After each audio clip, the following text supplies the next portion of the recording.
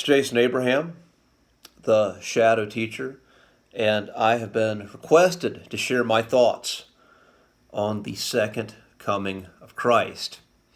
And I've done a video on this in the archives, but we're at a different point in time, so I will share my thoughts here.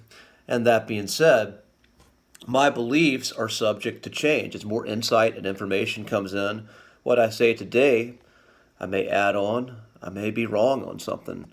It is simply my belief from my perspective of a life lived and a life examined, and from what I know of some of the prophets and prophecies that are on this particular subject.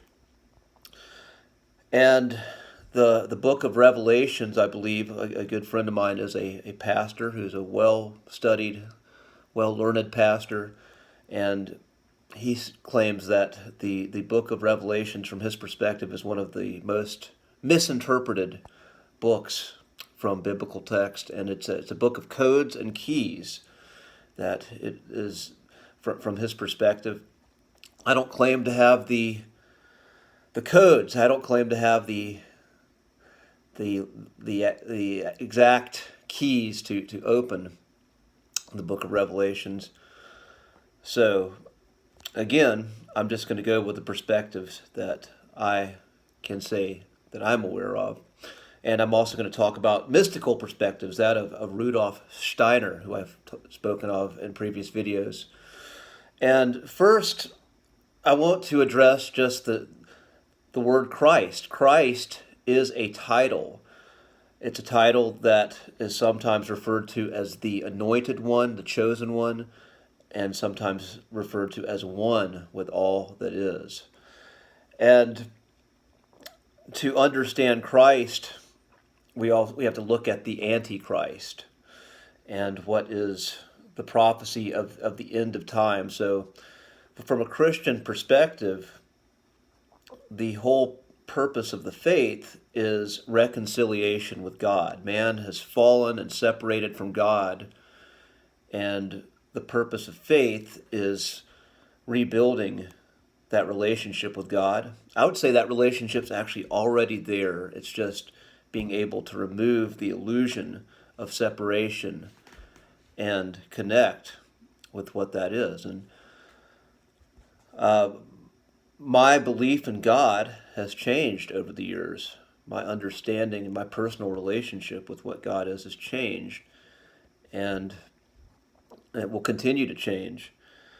And so the Antichrist would be about separation, separating the human from God, separating the human from that relationship. Where the Christ is here to bring reconciliation, the Antichrist is here to separate. And the end of times, the times of the beast, what we see is the system of control locking down, the beast system locking down. This is in all the prophecies in extreme measures. And this has to happen. It has to be revealed. The Antichrist must be revealed before the true Christ can show up. And I believe if Christ showed up today, most people wouldn't recognize him. Most people would not know what Christ would look like. And I believe that what has to happen, again, is the beast system has to continue to be revealed. And those who start to see it make a different choice. And this choice is going to be uncomfortable. See, we've already been living in the beast system. It just hasn't been obvious to people. And the end of times is where the system becomes really obvious. But what I believe part of this prophecy is the path of the Antichrist is actually going to be more appealing because it's going to be more comfortable to people. It's going to be more in line with what they are familiar with. And this includes from a political structure, from a financial structure, from a religious structure. All the institutions of the world are controlled by the beast system. And again, the end of times, it just shows up in a very explicit way. But what most people are familiar with is of this system, is actually of the system of the Antichrist, they will have a hard time seeing Christ. The masses are. So what we have again is this separation, is the people who start to see and wake up, they start to open up for that relationship of Christ to show up in them. That has to show up first before the avatar comes. The world needs to be in a state where it can receive Christ. So people, instead of waiting on the Savior, need to learn how to save themselves.